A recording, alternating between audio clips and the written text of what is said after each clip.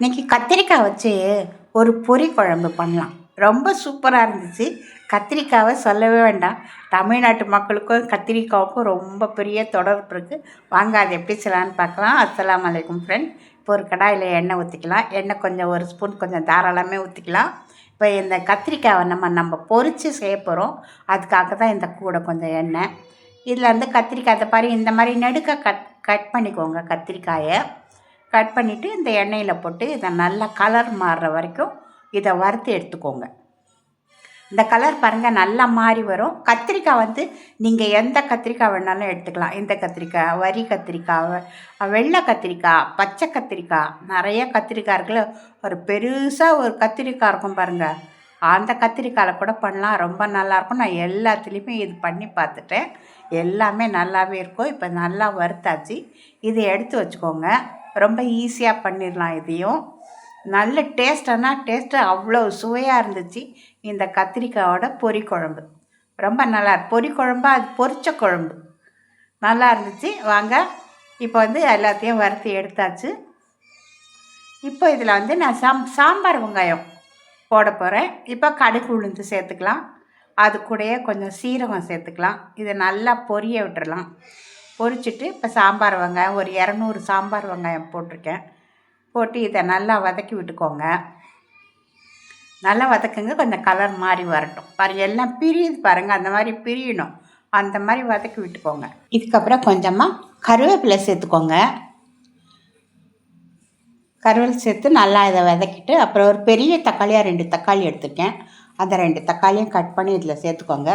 தக்காளி வந்து நல்லா இது குழையணும். அதனால் இது கொஞ்சம் லேட்டு தான் ஆகும். இதை நல்லா குழைய வச்சுக்கோங்க. பாருங்கள் இந்த மாதிரி நல்லா குழஞ்சி வரணும். இதுக்கு மேலே ஒரு கொஞ்சமாக மஞ்சப்பொடி போட்டுக்கலாம். 1 ஸ்பூன் மிளகாய் பொடி போட்டுக்கலாம். 1.5 ஸ்பூன் காஷ்மீரி மிளகாய் பொடி போட்டுக்கலாம். தனியா பொடி இதுக்கு போட வேண்டாம்.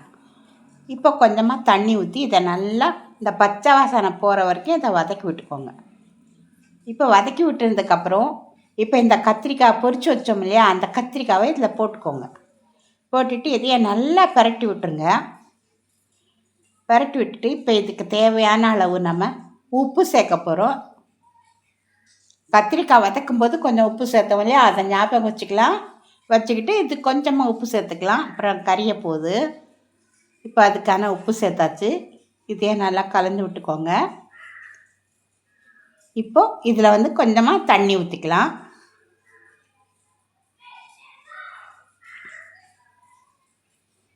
தண்ணி ஊற்றி நல்லா கலந்து விட்டுக்கோங்க. இப்போ தண்ணி போருமான்னு பார்த்துக்கோங்க. இப்போ இதுக்கு ஒரு மசாலா அரைச்சிக்கலாம். நான் வந்து ஒரு கால் முடி தேங்காய் எடுத்திருக்கேன். ஒரு 2 ஸ்பூன் உடச்ச கடலை எடுத்திருக்கேன். ஒரே ஒரு பச்சை மிளகாய், 1 ஸ்பூன் சீரகம், இதை சேர்த்து நல்லா மையாக அரைச்சிக்கலாம். இப்போ கத்திரிக்காயெலாம் நல்லா வந்துருச்சு. இப்போ இதில் நம்ம அரைச்சி வச்சுருக்கிறோம் இல்லையா, இந்த தேங்காவை ஊற்றிக்கலாம். அது கூட கொஞ்சம் தண்ணியை ஊற்றிக்கலாம். இங்கே இந்த குழம்பு வந்து கொஞ்சம் தண்ணியாக இருந்தால் ரொம்ப நல்லா இருக்குங்க. நான் கொஞ்சம் கெட்டியாக பண்ணிட்டேன். அதுவுமே நல்லா தான் இருந்துச்சு. ஆனால் அது தண்ணியாக இருந்தால் ரொம்ப தண்ணியில் ஓரளவுக்கு ஊற்றி சாப்பிட்ற மாதிரி இருந்துச்சுன்னா ரொம்ப நல்லாயிருக்கும். நீங்கள் ஆரம்பத்திலேயே தண்ணி ஊற்றிக்கோங்க. கடைசியாக தண்ணி சேர்க்காதீங்க, டேஸ்ட் இல்லாமல் போயிடும். இப்போ பாருங்கள் நல்லா இது வந்துருச்சு. இந்த பொரி குழம்பு அருமையாக வாசனை கம்மன்ற வாசனையோடு ரெடி ஆகிடுச்சு. சாப்பாட்டில் போடுறதுக்கும் இட்லி தோசைக்குமே ரொம்ப நல்லா இருந்தது. மேலே கொத்தமல்லி தூவிக்கலாம். அதோட இந்த கத்திரிக்காய் பொரி குழம்பு பிடிச்சிருந்தா லைக் பண்ணி செஞ்சு சாப்பிடுங்க. சாப்பிட்டு கமெண்ட் பண்ணுங்கள் ஃப்ரெண்ட்.